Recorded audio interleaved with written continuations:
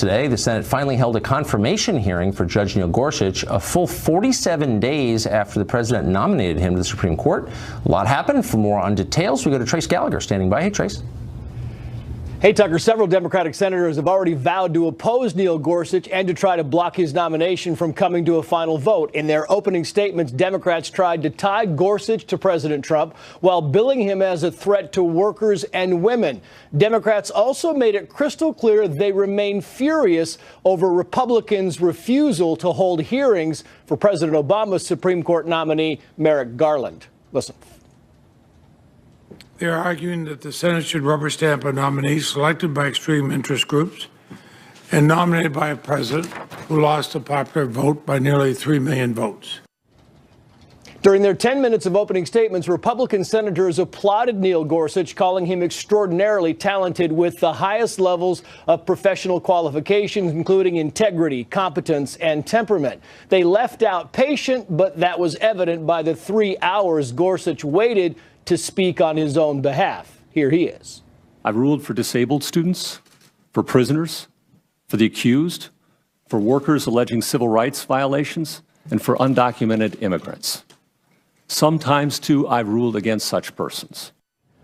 And tomorrow the showdown begins as Democrats get their first chance to question Judge Gorsuch. The chair of the Senate Judiciary Committee, Republican Chuck Grassley, wants a committee vote on Gorsuch by April 3rd and a full vote in the Senate later that same week. Tucker. Trace Gallagher. Thanks, Trace. Well, Joe Dinkin is the National Communications Director for the Working Families Party. It's a progressive third party hostile to the nomination of Judge Gorsuch. He joins us now. Joe, thanks a lot for coming on. Tucker, thanks so much for having me on tonight. And first of all, I wanted to thank you for something that you said last week. You and I may not agree on a tremendous amount, but last week you were interviewing Trump about the health care bill he's supporting, now moving through Congress.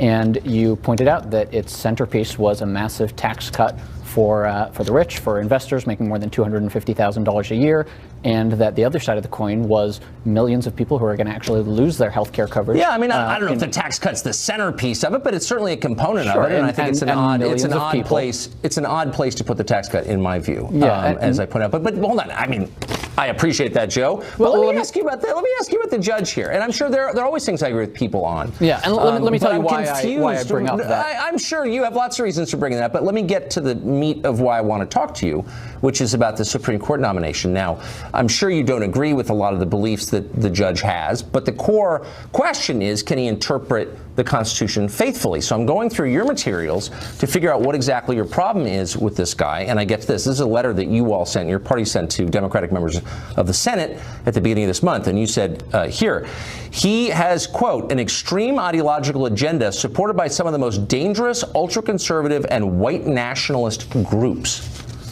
Now, what does that even mean?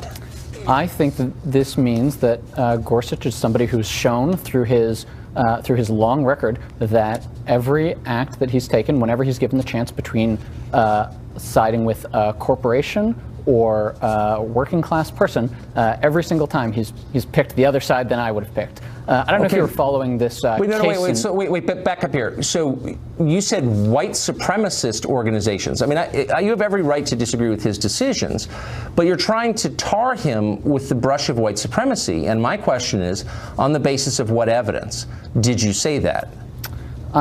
Gorsuch is, Trump has this Muslim ban he keeps trying to pass. It's been swatted down by judges twice. And the Supreme Court is just one justice away from somebody who will overrule those lower court decisions and make a Muslim ban the law of America. I thought America was a land that believed in religious freedom for all people. And I haven't heard Gorsuch forcefully denounce a Muslim ban. Have you?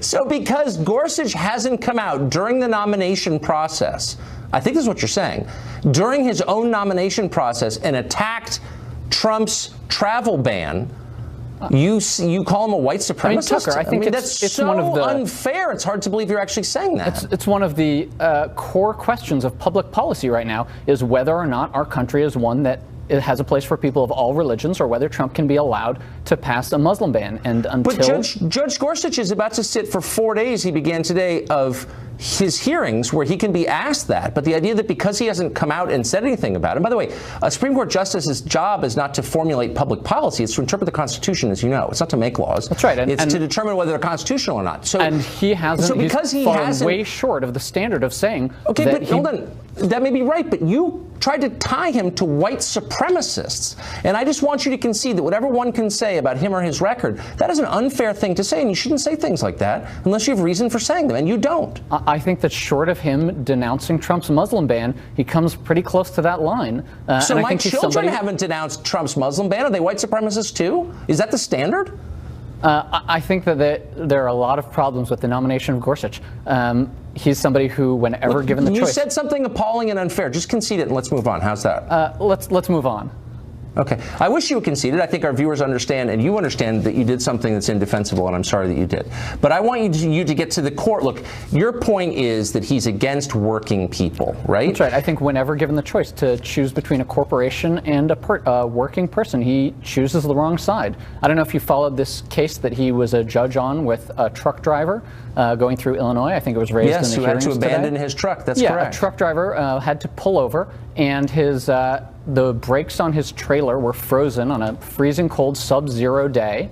To protect his own safety, maybe even to save his life, right. He disconnected his trailer, drove away to safety. In the end, his employers fired him for doing that, and the court sided with the worker on that, sided with the truck driver. But Gorsuch said that the only way he could have protected his job was to sit in a freezing cold sub-zero truck, potentially risking his life. So think about, Tucker, what would you have done sitting in that truck? You're actually missing this. I'm not sure you understand what the Supreme Court is or how it works. I agree with you. Every person watching agrees with you. Every person in this country of 330 million agrees. You shouldn't be fired for leaving a freezing cold truck. Well, Gorsuch doesn't agree with that, does he? No, that's not true. Gorsuch's job is to interpret the law as passed by the Congress, not the court. The court does not make laws, the Congress does. I understand And that. if the action is consistent with the law, which is itself consistent with the Constitution, there's nothing he can do about it. Well, that's what the job is. Do you understand that? It's a pretty funny version of the job where every time he's asked to make a decision, he always chooses the side that favors corporations or favors the powerful. Why aren't you complaining to your friends up in the Senate, the ones you're writing letters to about white supremacy? Why don't you say, hey, pass a law protecting people whose trucks break down in the snow? Court actually sided with the truck driver in that case. But it's a funny thing about Gorsuch's record that whenever he's but in that specific decision, as you know, there's another Democrats case. There's another case with Gorsuch because it's a question of interpreting the law. The same with the Hobby Lobby case, in which the Hobby Lobby case, where he said that the right of corporations' religious beliefs are more important than the person who works there. You haven't read the decision, have you? Because he did not. I have it right in front of me. He's talking about the Green family that owns Hobby Lobby, not the corporation, and he said that their religious beliefs were sincere, and you may find them repugnant. He says that in the decision. He said, all you need to know, though, is that they're sincere, and therefore they're protected by the Religious Freedom Restoration Act of 1993. That's the point. Wouldn't you think that if Judge Gorsuch was just interpreting the law as an even-handed observer, he might sometimes, somewhere in that career, have found an opportunity to side with the less powerful, side with the working person instead of with the powerful corporate interest? Well, actually, the reason, Tucker, in this case, he did side with the less powerful person. The Greens, as you know, are reviled by all fashionable people, including you and Hollywood and Hillary Clinton. No, I'm just saying. First time I'm hearing that. If you were to do a poll of people making over $250,000 a year and ask them, are you sympathetic to Hobby Lobby in this case or to the federal government? I bet it'd be 90-10 to the federal government. There's no more unfashionable person than the plaintiffs in this case. Tucker, I'm not talking about fashion. I'm talking about who has the power to fire who. And if you think that the employers and the CEOs are the less powerful people